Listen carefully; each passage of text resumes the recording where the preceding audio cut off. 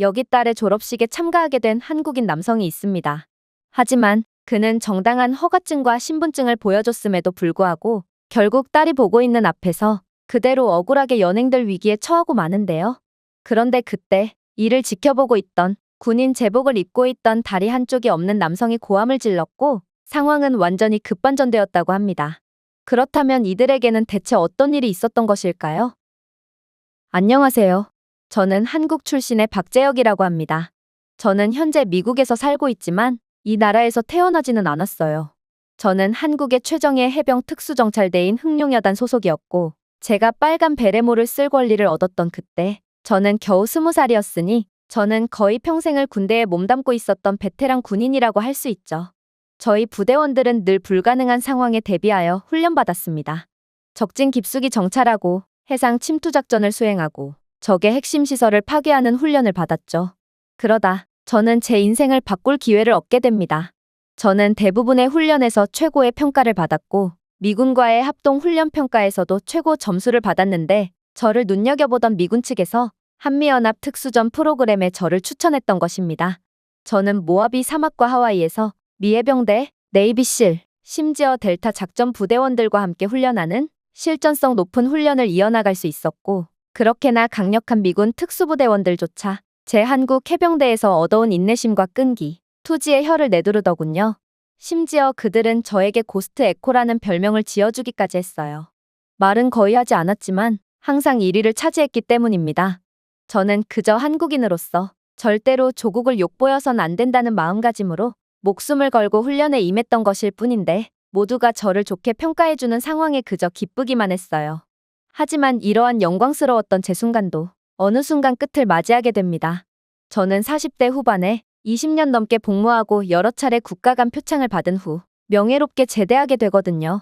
저는 경력을 인정받고 미국에서 새로운 기회를 제공받았습니다.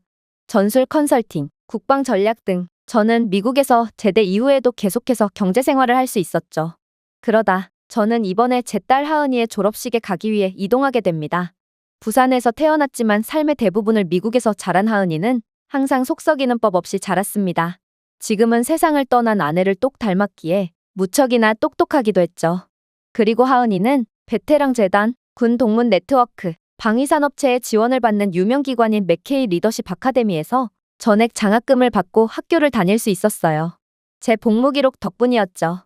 이 학교는 설립 목적 자체가 희생하고 봉사하는 군인이나 소방관들의 아이들을 위해 마련되었거든요.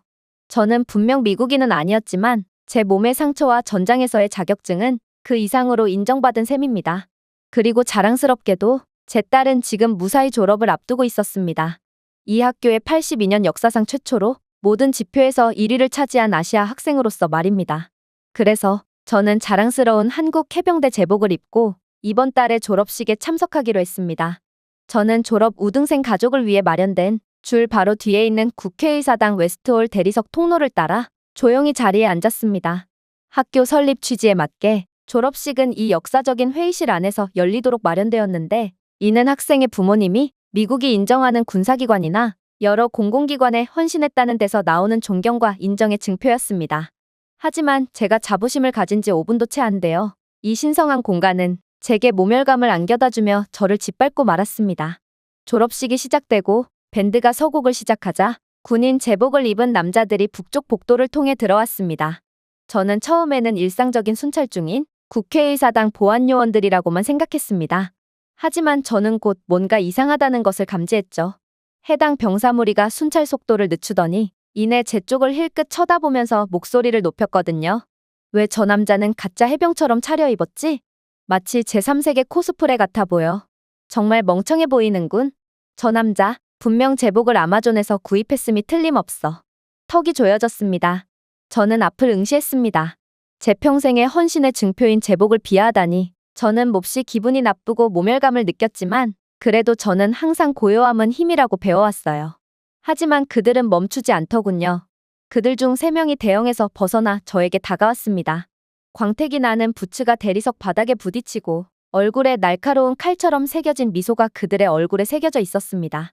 리더는 거만한 남부 억양을 가진 어깨가 넓은 하사관이었는데 그는 저에게 몸을 기울였습니다.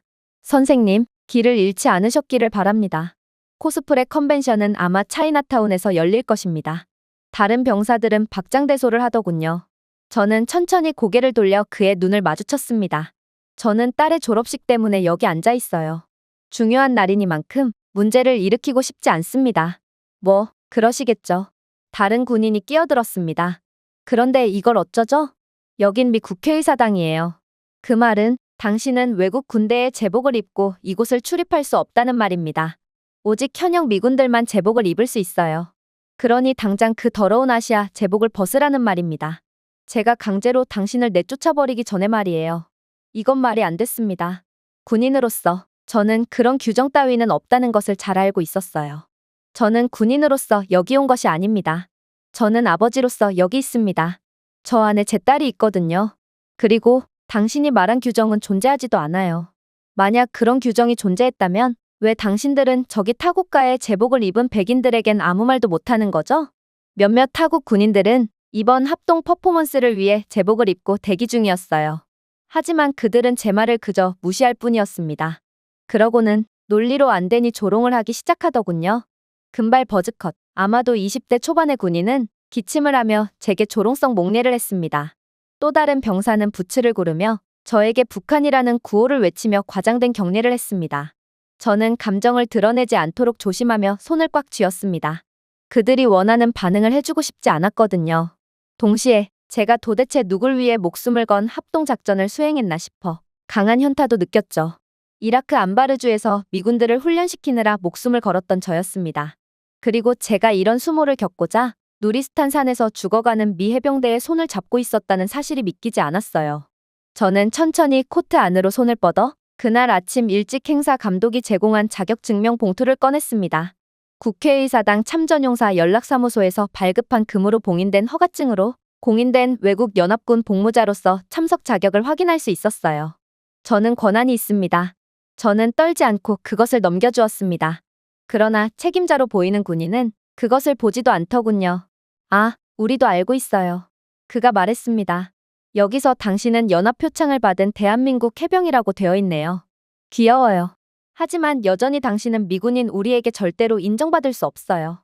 그리고 당신은 그 제복을 입고 딸의 졸업식을 참관할 수도 없을 것입니다. 그는 봉투를 그대로 바닥에 내동댕이 쳤습니다. 그러고는 그는 실수인 척하면서 그의 부츠로 봉투를 짓밟아버렸죠. 저는 움직이지 않았습니다. 제 신분증이 발로 밟혔고 제 자부심이었던 한국 제복이 조롱받고 조국의 이름이 더럽혀졌어도 저는 가만히 앉아 있었습니다. 턱은 꽉 조여 있었고 가슴의 열기는 터질 것 같았지만 허리를 곧게 펴며 침착하려 노력했고 무릎 위에 있는 손을 진정시켰습니다. 이건 자존심 때문이 아니었어요. 제 딸에 관한 일이었기 때문입니다. 오늘은 하은이를 위한 날이었어요. 제 딸은 오늘을 기점으로 자신의 손으로 미래를 향한 첫걸음을 내디딜 것입니다. 그런데 제가 일어서서 목소리를 높이며 그들과 싸우게 된다면 딸의 순간은 가려지고 말 것입니다. 그건 아버지로서 절대로 용납할 수 없는 일이었죠. 그래서 저는 침착하며 앉았습니다. 그런데 그때 놀라운 일이 일어나기 시작했어요. 졸업식은 팡파르 소리로 울려 퍼졌고 미군 부대는 중앙 통로를 따라 의식적인 행진을 시작했는데요. 검은 반짝이는 깃발은 높이 개양되었으며 유니폼은 흠잡을 데가 없었죠. 하지만 제가 그들을 지켜보는 동안 저는 무언가를 발견하게 됩니다. 퍼포먼스를 보이던 군인 한 명이 군중을 향해 미묘한 시선을 보내고 있었기 때문입니다. 그리고 그의 뺨에 보이는 흉터를 보자마자 저는 그가 누군지 알게 됩니다. 마커스, 미 육군 레인저였습니다. 저는 총알이 제 귀를 스치는 동안 이라크에서 부상당한 그의 몸을 모래 속으로 끌고 갔습니다. 그는 제 다리에 피를 흘리며 지옥에서 죽고 싶지 않다고 외쳤죠. 그리고 그는 그러지 않았습니다. 제가 거기 있었기 때문입니다. 그로부터 꽤나 오랜 시간이 지난 지금 그는 제 딸의 졸업식에서 저를 지우려고 했던 국회의사당 건물에서 행사를 진행하고 있었습니다. 그리고 공연 루틴이 멈춰버렸어요. 저는 그것이 실수가 아니라는 것을 즉시 알았습니다. 마커스는 웬 군인들 사이에 둘러싸여 있는 저를 유심히 쳐다보더니 그대로 대열에서 박차고 나와 신중하게 앞으로 걸어왔고 총기의 개머리판을 대리석 바닥에 부딪히며 홀 전체를 움찔하게 만들었거든요. 그리고 그는 크고 분명하게 그를 내버려 두세요. 그는 이곳에서 자유롭게 행동할 수 있습니다. 라고 선언하더군요. 그의 돌발 행동에 모두가 얼어붙었어요. 퍼포먼스를 벌이던 군인들과 군중들, 심지어 아나운서까지 말을 더듬더군요. 이것은 대본의 일부가 아니었습니다. 마커스는 승인을 기다리지 않았어요. 그는 그저 청중을 향해 안정적이고 천둥 같은 목소리로 외쳤습니다. 이 사람입니다. 그는 저를 똑바로 가리키며 말했습니다. 대한민국 해병대의 박상사입니다. 제가 여기 서 있는 이유는 바로 그 덕분입니다. 그는 알쿠트에서 제 목숨을 구해주었습니다. 그리고 방금 제복을 입은 세 남자가 그를 쓰레기처럼 대하는 것을 보았습니다. 파병 경험도 없는, 명예도 없는 애송이들이 감히 엘리트 군인을 욕보인 것입니다. 관객들은 어안이 벙벙한 침묵에 빠졌습니다. 제복을 입고 저를 괴롭히던 군인들은 더더욱 넋이 나갔죠. 그들은 지금 대체 무슨 일이 일어나고 있는지 전혀 상황 파악을 못하고 있었지만 단 하나, 그들은 건드려선 안 되는 사람을 건드렸고 이젠 혹독한 대가를 치를 때임을 직감하고 얼굴이 새파랗게 질려버렸어요. 이러한 상황 속에서 퍼포먼스를 벌이던 나머지 병사들도 하나둘씩 진영에서 내려왔습니다. 그들 중 몇몇은 제가 아는 녀석들이었어요. 그리고 동시에 날카로운 채찍 소리처럼 분위기가 바뀌었습니다. 총 4명의 남자가 대열에서 이탈해 마커스 옆에 줄을 섰습니다. 한 명은 제82 공수대 휘장을 달고 있더군요. 또 다른 한 명은 실의 은색 삼지창이었습니다.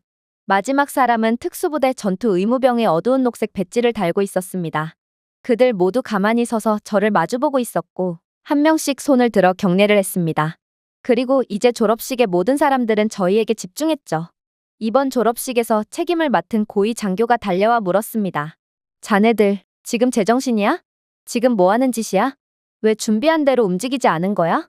그가 대체 누구길래 경례까지 하는 거지? 마커스는 망설임 없이 대답했습니다. 소령님, 그가 알쿠트 파병에서 용기를 내지 않았다면 우리는 죽었을 겁니다. 여기에 없었을 거라고요. 이라크 알쿠트의 샌드브리지 작전을 기억하십니까? 합동 태스크포스가 호송대 소탕 작전 중 매복 공격을 받았습니다. 우리는 두 건물 사이에 갇혔고 옥상 반란군과의 소규모 교전과 험비를 향한 폭발로 인해 옴짝달싹을 못하게 되었습니다. 폭발로 인해 제 다리에서 피가 나고 있었으며 대퇴동맥 전체가 산산조각 났어요. 저는 걸을 수조차 없었고 그저 비명을 지를 뿐이었죠. 의료진은 이미 죽어 있었고 통신도 막혀 있었기에 우리는 희망이 전혀 없는 상황이었습니다. 그런데 그때 저는 그를 보았습니다. 그는 다시 저를 가리켰습니다. 박상사는 대한민국 해병대에서 연락책으로 배치되었습니다. 그는 희망이 전혀 없는 상태에서도 끝까지 포기하지 않고 맞교전을 했어요. 총알이 그의 방탄조끼를 강타하는 것을 보았지만 그의 의지는 절대로 꺾이지 않았죠. 그는 다른 한 손에는 사이드암을 들고 제 멱살을 잡고 밖으로 끌어냈습니다. 그리고 그렇게 적들은 단 한 명의 사내 때문에 교전을 멈추고 후퇴할 수밖에 없었죠. 마커스의 오른쪽에 있던 군인이 앞으로 나섰습니다. 해리스 중위였어요. 그는 눈에 띄게 감정적으로 변했고 눈에는 눈물까지 고여있더군요. 그는 지옥 속으로 다시 돌아왔어요. 저를 구하기 위해서 말이에요. 해리스가 말했습니다. 저는 의식을 잃었습니다. 그는 저를 업고 다녔어요. 그리고 발이 날아간 크루즈 하사를 구출하기 위해 그 지옥 속으로 다시 한번 들어갔습니다. 박상사는 자신의 벨트를 이용해 크루즈 하사의 다리를 지혈했습니다. 그는 연기와 잔해 속에서 20초 동안 숨을 참았습니다. 저는 그가 불타는 험비에서 부상자들을 끌어내는 것을 지켜보았어요. 어수선했던 졸업식 현장은 완전히 조용해졌어요. 우리가 왜 그를 위해 나섰는지 이제 이해가 가십니까? 그의 명예에 비한다면 이번 행사는 아무것도 아니라고요. 마커스는 군중을 훑어보며 덧붙였습니다. 동양인이라는 이유만으로 무시당했던 저를 그저 지켜만 봤을 뿐인 군중들이었지만 이때만큼은 그들은 완전히 넋이 나간 표정으로 제게 박수를 보내기 시작했어요. 그리고 이전에 저를 조롱했던 보안요원 군인들은 이제 방 가장자리에 얼어붙어 있었습니다. 그들은 더 이상 대담하지 않았어요. 아까의 의기양양했던 모습은 온데간데 없었죠. 그러자 다른 미 해병대 요원이 앞으로 나서서 흰 장갑을 벗고 부드럽게 말했습니다. 박상사는 우리 곁에서 피를 흘렸어요. 우리를 위해서 말입니다. 그는 성조기가 아닌 다른 깃발을 달고 싸웠지만 그는 무조건 영웅 취급을 받아야 할 사람이란 말입니다. 영웅, 메달이나 연설을 통해서가 아니라 제게 목숨을 빚진 사람들의 경외심을 통해서 저는 다시금 영웅이 되었습니다. 마커스는 목소리를 낮추며 거의 경건한 표정으로 저에게 돌아섰습니다. 당신은 아무것도 요구하지 않았어요. 목숨을 걸고 우리를 살려줬음에도 말이죠. 하지만 오늘 드디어 우리에게 기회가 생겼네요. 고맙습니다. 우리는 당신을 영원히 기억할 것입니다. 저는 자리에 앉아 있었지만 그들의 눈을 하나하나 마주쳤습니다. 그날도 기억났어요. 구리 냄새, 목구멍의 먼지, 불의 쇳소리가 떠올랐어요. 평화를 위해 함께 용감하게 싸웠던 얼굴들이 생각났죠. 그리고 그때 저 자신과 조용히 했던 약속이 떠올랐어요. 그들을 모두 집으로 무사히 데려올 수만 있다면 저는 인정받지 않아도 상관없다는 것을 말이에요. 저는 그냥 평화를 원했을 뿐이었거든요. 하지만 때로는 평화가 정의처럼 보이기도 하는 모양이었죠. 그리고 마침내 정의가 일어섰습니다.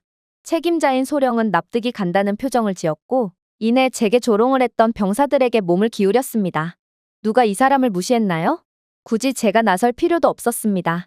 옆에 있던 군중들이 대신 대답을 해주었거든요. 딕스 하사, 그리고 그의 동료들이요. 그들은 한국의 제복을 조롱하고 김치 장군이라고 부르며 그의 자격을 부인했습니다. 소령은 잠시 고민하더니 이내 결심했다는 듯 명령을 내렸습니다. 그래도 아직 정확한 경위가 밝혀지진 않았어. 아직 그들에게 징계를 내리기는 섣불러. 심지어 이 사람은 현역 군인도 아니고 지금은 민간인 신분이잖아. 외국의 민간인 때문에 미군들이 직위해제나 징계를 받는 건 말이 안 돼. 박상사라고 했나요? 우리를 이해해 주시기 바랍니다. 이들이 짓궂긴 했지만 그래도 미국의 국방을 책임져야 할 자랑스러운 아들들입니다. 그의 처분에 모두가 야유를 퍼부었어요. 군중들은 전부 제 편이 되어주며 부끄러운 줄 알라며 야유를 했죠. 마커스도 자신이 목숨을 걸었던 순간들에 대한 회의감이 들었는지 얼굴을 감싸지며 고통스러워했죠. 그때 놀라운 일이 일어났습니다. 멀리서 저희의 대화를 듣고 있던 백인 할아버지가 잠깐만요라고 외쳤거든요. 이 모든 것이 끝나기 전에 말씀드릴 게 있어요. 그는 베트남 전쟁 패치가 달린 황갈색 참전용사 조끼를 입었습니다. 그의 이름표에는 레이먼드 V 쿠퍼 하사라고 적혀 있더군요. 방은 다시 조용해졌지만 이번에는 충격 때문이 아니라 존경심 때문에 조용해졌습니다. 미국은 참전용사를 존경하는 분위기가 존재하거든요. 저는 베트남 전쟁에 참전했습니다. 그는 목소리를 높이며 말했습니다. 한국 군인들이 상륙하는 것을 처음 봤을 때 저는 겨우 22살이었습니다. 대부분의 미군들은 그들의 진짜 모습을 보기 전까지는 이름도 없는 국가에서 온 거지부대라고 생각했죠. 그는 청중을 똑바로 바라보았고 그 다음에는 저를 모욕한 사람들을 바라보았습니다. 저는 대한민국 제국 보병사단을 기억합니다. 백마사단 말입니다.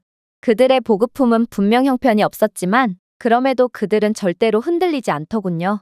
그들은 크게 말하거나 허세를 부리지도 않았어요.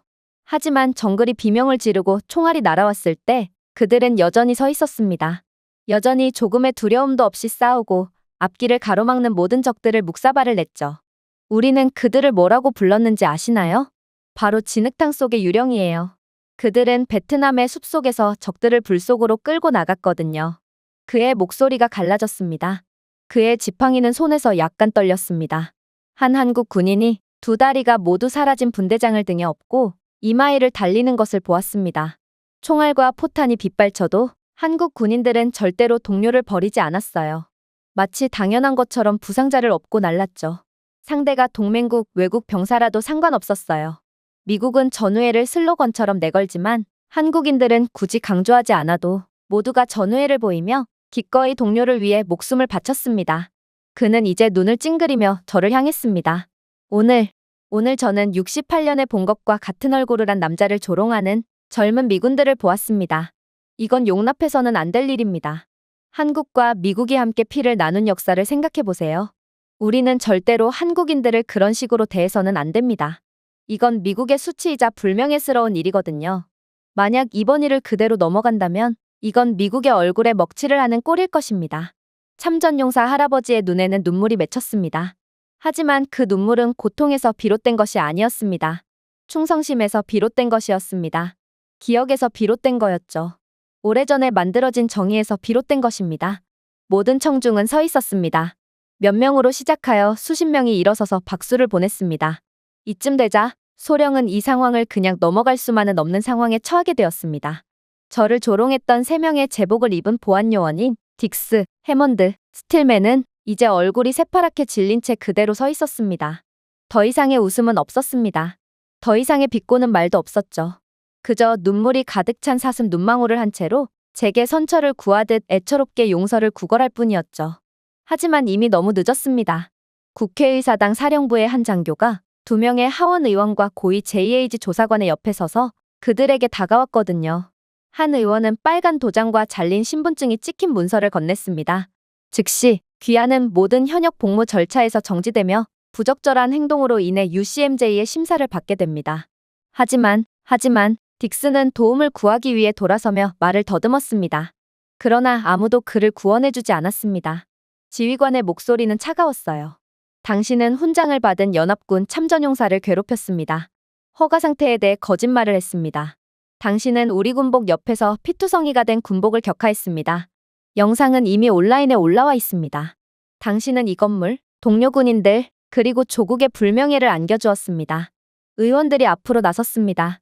스틸먼은 뒷걸음질을 치려고 했습니다. 제발요. 진심이 아니었어요. 하지만 군중은 듣지 않았습니다. 야유 소리가 들리기 시작했습니다. 한 학생이 저 사람이 신분증을 발로 찼어요. 라고 외쳤습니다. 다른 누군가가 사과하세요. 영웅을 조롱했어요. 라고 외쳤습니다. 상황이 바뀌었습니다. 관중들은 지금 보고만 있는 것이 아니라 판단하고 있었습니다. 그러고 나서 그 일이 일어났어요. 한때는 건방지고 한때는 잔인했던 딕스가 무릎을 꿇었습니다. 죄송합니다, 선생님. 그는 목소리를 떨며 눈을 부릅뜨며 말했습니다. 당신이 누구인지 몰랐어요. 제 옆에 서 있던 마커스는 망설이지 않았습니다. 그게 바로 요점이에요. 그가 갑자기 말했습니다. 그가 누구인지 알 필요는 없었어요. 당신은 인종을 보고 사람을 판단했고 그건 정말 잘못된 행동이에요. 그가 누구든 당신은 미국 군인의 제복을 입은 이상 어차피 그를 존중했어야 했어요. 또 다른 학생은 한국 군인들은 전설이다. 당신은 잘못된 사람을 건드렸어요. 라고 외쳤습니다. 조사관들은 폭력적이지 않고 단호하게 그들을 제압하고 청중이 침묵 속에서 지켜보는 가운데 그들을 호위했습니다. 아무도 웃지 않았습니다. 아무도 그들을 불쌍히 여기지 않았어요. 분노가 아니라 진실, 명예, 기억에 의해 정의가 실현되었습니다. 베트남전 참전용사인 할아버지는 다른 베테랑의 도움을 받아 자리로 돌아왔습니다. 앉기 전에 그는 다시 한번 저를 돌아보았습니다. 우리는 당신의 용기를 절대 잊지 않을 것입니다. 저는 눈을 지그시 감고 고개를 끄덕였습니다. 기억해 주셔서 감사합니다.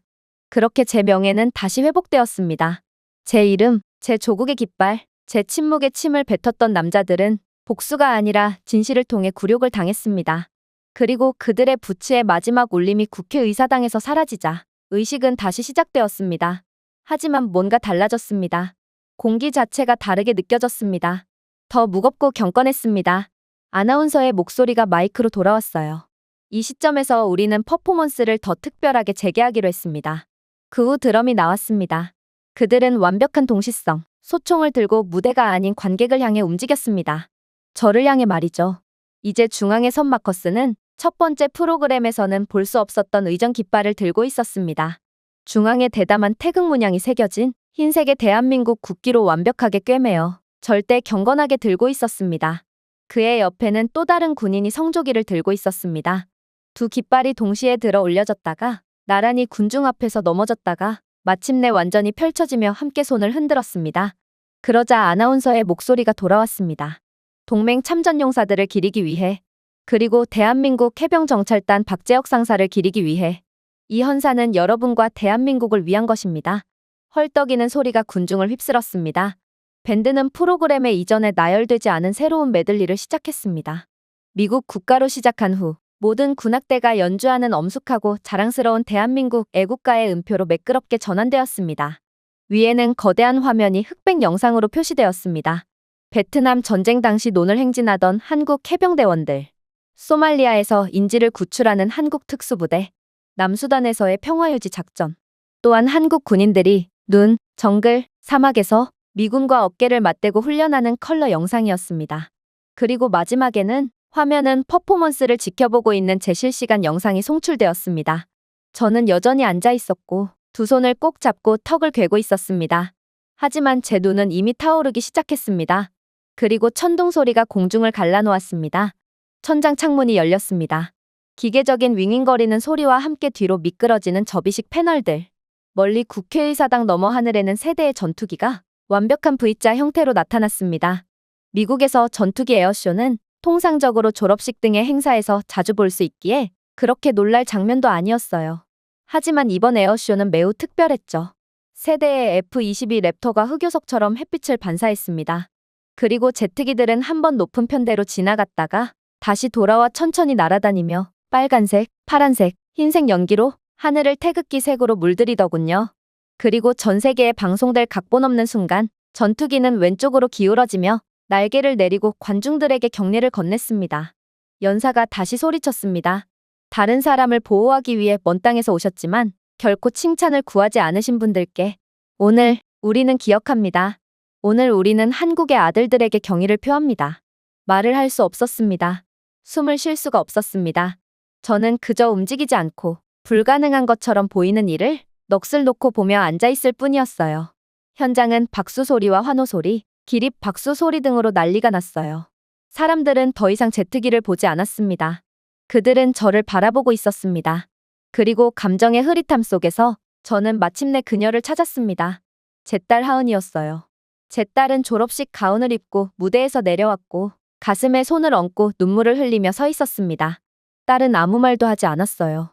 딸은 그저 사랑과 존경, 그리고 자부심으로 가득한 표정으로 저를 바라보고 있었고 저와 딸 사이의 그 순간은 어떤 연설이나 의식보다도 오래 지속되었습니다. 제트기의 마지막 굉음이 사라지고 박수 소리가 어안이 벙벙한 침묵으로 가라앉은 후 군중은 천천히 흩어지기 시작했습니다. 여전히 많은 사람들이 어깨 너머로 저를 바라보고 있었습니다. 하지만 저는 더 이상 그들의 소리를 듣지 못했습니다. 딸만 보였죠. 딸은 졸업복을 입고 무대 계단을 내려오면서 수년간의 땀과 침묵 속에서 얻은 졸업 증서를 여전히 들고 있었어요. 예전에는 아빠가 다른 아빠들과 더 비슷했으면 좋겠다고 생각했어요. 라고 딸은 말했습니다. 이사를 자주 다닐 필요가 없던 사람들, 더 크게 웃었던 사람들, 청바지와 티셔츠를 입고 학교 모임에 온 사람들 말이에요. 아빠는 늘 군대가 먼저였죠. 하지만 오늘 그 깃발을 보고 창가를 들었을 때 제트기가 머리 위로 날아가고 관중들이 모두 아빠를 응원했을 때 저는 단순히 아빠의 딸이라는 자부심을 느낀 것이 아니었어요. 저는 한국인이라는 사실이 자랑스러웠어요. 저는 딸의 어깨에 손을 얹고 평정심을 유지하려고 했지만 딸이 먼저 손을 뻗었습니다. 딸은 제 팔을 감싸고 꽉 잡고 마치 제가 너무 조용해서 설명할 수 없었던 모든 것을 이제야 이해한 것처럼 저를 안아주었습니다. 아빠는 저를 위해 기꺼이 굴욕을 참았어요. 딸이 속삭였습니다. 그리고 그 대가로 세상은 마침내 아빠가 누구인지 보았죠. 저는 눈물을 삼켰어요. 그냥 내가 빛나길 바랐을 뿐이야. 졸업식에서만큼은 말이지. 그때 저희 뒤에서 한 목소리가 울려 퍼졌습니다. 딸을 참 잘 키운 것 같네요, 상사님. 저는 돌아섰습니다. 퍼포먼스를 마친 그들이 저를 기다리고 있었습니다. 마커스, 해리스, 크루즈. 저는 그들을 향해 걸어갔습니다. 가까이 다가갈수록 그들은 본능적으로 자신의 과거를 한 조각이라도 경례하듯 똑바로 서 있었습니다. 마커스가 먼저 나섰습니다. 저는 알쿠트의 능선을 아직도 기억합니다. 당신은 갈비뼈 절반이 부러진 상태에서 저를 끌고 갔어요. 그럼에도 아무에게도 말하지 않았죠. 마치 당연한 일을 한 것처럼 행동했어요. 마커스, 너였어도 내게 똑같이 했을 거야. 라고 제가 말했습니다. 아니요. 그가 웃으며 대답했습니다. 저는 살아남지 못했을 거예요. 솔직히, 저는 당신만큼 강인하고 용맹하진 못하거든요. 저희는 악수를 했지만 해리스는 저희 둘을 포옹으로 끌어안았습니다. 당신이 군대에서 제대한 이후 다시는 당신을 볼 수 없을 줄 알았어요. 라고 그는 말했습니다. 하지만 오늘은 우리가 당신을 잃지 않았다는 것을 깨달았어요. 당신은 조용하지만 치명적이고 10걸음 앞서 있는 그때와 여전히 똑같은 사람이었어요. 저는 그들 각각을 바라보았습니다. 옆에서 싸웠고 피를 흘리며 구했고 죽을 뻔했던 남자들이었습니다. 이제 그들은 미군이 아니라 가족으로 함께 서 있었습니다. 그들은 각자 주머니에서 작은 은색핀 하나씩을 꺼냈습니다. 그 위에는 태극기와 성조기 2개에 걸쳐 있는 공동 태스크포스의 엠블럼이 있었습니다. 마커스가 앞으로 나서서 하은이의 졸업식 가운에 고정시켰습니다. 이건 내 아버지를 위한 거야. 그가 말했습니다. 하지만 그는 내가 그걸 가지고 있기를 원할 거야. 세상은 내가 어디서 왔는지 절대 잊지 않을 거야. 딸은 핀을 내려다보았습니다. 하은의 눈이 다시 뜨거워졌습니다. 자랑스럽게 착용할게요. 누가 뭐래도 절대로 위축되지 마. 마커스가 덧붙였습니다. 너는 내가 아는 가장 용감한 사람의 피를 지니고 있거든. 그리고 너는 누구에게도 고개를 숙이지 않는 국가의 유산이야. 저희는 열린 국회의사당 하늘 아래서 한동안 함께 서 있었고 여전히 붉고 푸른 연기 자국이 희미하게 남아 있었습니다. 그때 아내가 생각났어요. 조수석에 앉아있는 아내의 손, 더 웃으라고 말하는 그녀의 목소리, 이제 그녀는 하늘에서 모든 것을 보았을 것입니다. 저는 오랜만에 외국 땅에서 낯선 사람처럼 느껴지지 않았습니다. 그날 저녁 집으로 돌아왔을 때 저는 이미 헤드라인이 되었습니다. 그들이 굴욕을 주려고 했던 한국인 영웅이라는 제목의 영상은 하룻밤 사이에 100만 조회수를 기록했어요. 딕스가 제 신분증을 발로 차는 순간부터 시작되었고 국회의사당에서 한국 국기와 미국 국기가 함께 흔들리자 관중들이 일어서는 장면으로 마무리되었죠. 몇 시간 만에 언론들이 이 사건을 보도하기 시작했어요. 대한민국 해병대의 박상사님께 깊은 존경을 표합니다. 그의 기록, 용맹함, 그리고 행동은 연합군의 최고를 상징합니다. 하지만 가장 인상 깊었던 것은 일상적인 미국인들의 반응이었습니다. 오하이오의 한 남성은 나는 이라크에서 복무했다. 지금까지 한국군이 얼마나 많은 일을 했는지 몰랐다. 그 남자가 굴욕을 당하면서 가만히 앉아있는 모습을 보면서 이보다 더 부끄럽거나 영감을 받은 적은 없었다. 라고 글을 올렸습니다. 샌디에이고의 한 소녀는 제 피에 반은 한국인입니다. 예전에는 한국인 아빠를 학교에 데려오는 것이 부끄러웠어요. 이제는 매일 태극기 핀을 달고 있어요. 라고 썼더군요. 정말로 제 딸이 초등학생 때까지만 해도 어쩌면 한국은 밝히기 부끄러운 나라였을지도 모릅니다. 하지만 지금은 자부심의 상징이 되어 모든 사람들이 한국을 인정하고 한국인들 스스로도 자신의 조국을 자랑스럽게 생각하고 있죠. 정말 자랑스러운 상황이 아닐 수 없었습니다. 물론 이렇게 상황이 커진 이상 저에 대한 차별을 가했던 3명의 미군들도 강력한 중징계를 피할 수가 없게 되었습니다. 딕스, 해먼드, 스틸먼이라는 3명의 보안 요원은 각각 제133조에 따라 법정에서 군법에 의거하여 처벌을 받았습니다. 군인으로서 품위를 지키지 못한 행동과 제92조의 직무유기로 인해 처벌을 받았죠. 주동자인 딕스는 판결 후 몇 시간 만에 불명예 제대에 서명해야만 했습니다. 그는 계급과 혜택을 박탈당했을 뿐만 아니라 연금도 사라졌죠. 연방 또는 군사 시설에 대한 그의 접근은 즉각 취소되었습니다. 해먼드와 스틸먼은 다시는 정부나 군사안보 분야에서 일하지 못하도록 금지되었습니다. 그들의 얼굴은 21세기 편견에 관련한 주의 사례로 군 윤리 워크숍 곳곳에 도배되었어요. 판결 다음 날 마커스가 저에게 전화를 걸더군요. 그들은 관용을 베풀어달라고 애원했습니다. 라고 그는 말했습니다. 그들은 당신이 누구인지 몰랐다고 했어요. 저는 그들에게 그래서 당신이 실패한 거예요 라고 말했죠. 저는 그들의 몰락을 축하한 적이 없습니다. 그럴 필요가 없었어요. 침묵의 힘은 생각보다 강력했고 저는 제 아버지께 배웠던 대로 저 자신이 해야 할 일만 하면 됐거든요. 전우들이 말했던 것처럼 저는 항상 그래왔던 그대로입니다. 군인이자 아버지, 한국인이죠? 박수는 필요 없습니다. 거창한 마이크나 연단도 필요 없죠. 세상이 마침내 제 말을 들었기 때문입니다. 제가 한마디도 하지 않았음에도 말이죠. 제가 준비해온 내용은 여기까지입니다. 끝까지 시청해주셔서 진심으로 감사드리며 여러분들의 구독과 좋아요, 알림 설정은 영상 제작에 큰 힘이 됩니다. 이상 세모튜브였습니다.